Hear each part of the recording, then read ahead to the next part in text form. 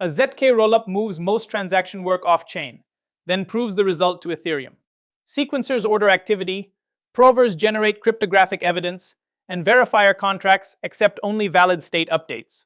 The result is scalability that remains anchored to Ethereum's security. So far, we've covered why scaling is needed, why Ethereum often serves as the settlement layer, and how Layer 2 rollups improve the user experience. We also introduced zero-knowledge proofs as compact evidence of correct computation. Now we'll connect those ideas into the architecture of a ZK rollup. Think of a ZK rollup as moving heavy computation off Ethereum, while keeping Ethereum as the final judge. Users send transactions into the rollup layer where they are ordered, executed, and grouped into batches. A prover creates a zero-knowledge proof that the resulting state changes were computed correctly. Ethereum does not replay every transaction. It verifies the proof, stores the updated state commitment, and provides settlement security for the system. The key design choice is separation of work. The rollup handles collection, ordering, execution, batching, and proof generation off-chain. Ethereum handles verification, state root updates, deposits, withdrawals, and final settlement through smart contracts. This reduces computation on Ethereum while keeping the rollup bound to Ethereum's verification rules. The sequencer acts as the rollup's traffic controller. Transactions arrive from wallets, apps, and RPC endpoints. The sequencer performs basic checks, chooses the order, and packages transactions into a rollup batch. That ordering gives users fast confirmations, even though final settlement still depends on posting the batch to Ethereum and passing the proof process. Different rollups may run this role centrally today or decentralize it over time. Batching is where the sequencer creates major scalability gains. Instead of posting each rollup transaction to Ethereum one by one, it collects many transactions into a single package. That package can share one proof and one state update, spreading Ethereum costs across many users. The trade-off is timing and policy. Larger batches may be cheaper, but can take longer to fill, and sequencing rules influence which transactions are included first. Once a batch is ordered, the execution engine treats it as a deterministic set of instructions. It starts from the previous state root and applies each transaction under the rollup's rules. Balances may change, contract storage may update, and account data may be created or modified. When the batch is complete, those changes are compressed into one new state root, the rollup's commitment to the post-batch state. After execution, the prover turns that work into evidence. It uses the transactions, the previous state, and the claimed results to check that the move to the new state followed the rollup's rules.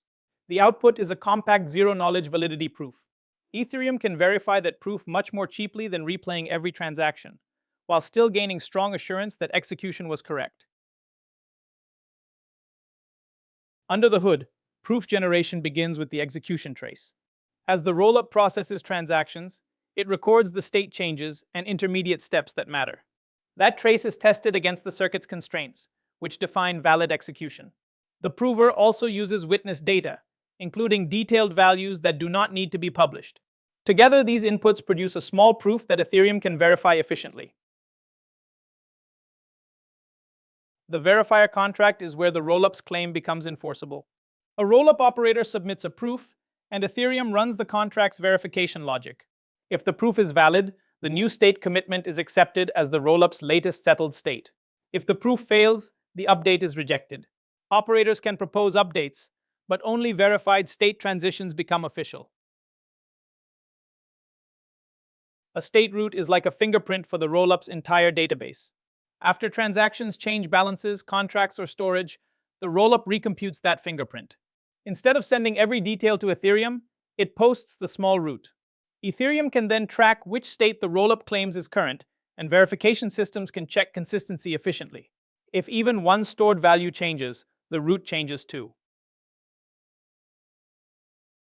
To make that possible, the rollup compresses state into a commitment, often a Merkle root, instead of posting every account, balance, and storage slot to the base chain. When a value changes, the rollup can provide the path needed to show that the value belonged to the old state and that the update produces the new state. The chain verifies the proof, not the full database. That is how off-chain execution gains on-chain trust. ZK-Rollup security also depends on Ethereum's control layer of contracts. Deposit contracts lock assets and credit them inside the rollup. Rollup contracts record submitted batches, metadata, and accepted state routes. The verifier contract checks the proof before any new state becomes final. Withdrawal logic then lets users exit back to Ethereum, using those finalized records as the source of truth. In the full pipeline, each component has a specific job. Users create transactions, and the sequencer turns that activity into an ordered batch. The execution engine applies the batch and computes the new rollup state. The prover generates a validity proof showing that the transition was done correctly. Finally, Ethereum's verifier contract checks the proof and records the accepted state route. That is how off-chain scale connects back to on-chain trust. You now have the core mental model. ZK-Rollups execute transactions off-chain, prove correctness, and settle verified updates on Ethereum. Sequencers organize activity, provers create proofs, verifier contracts check them, and state routes record the result. Next, we'll follow one transaction through that full lifecycle.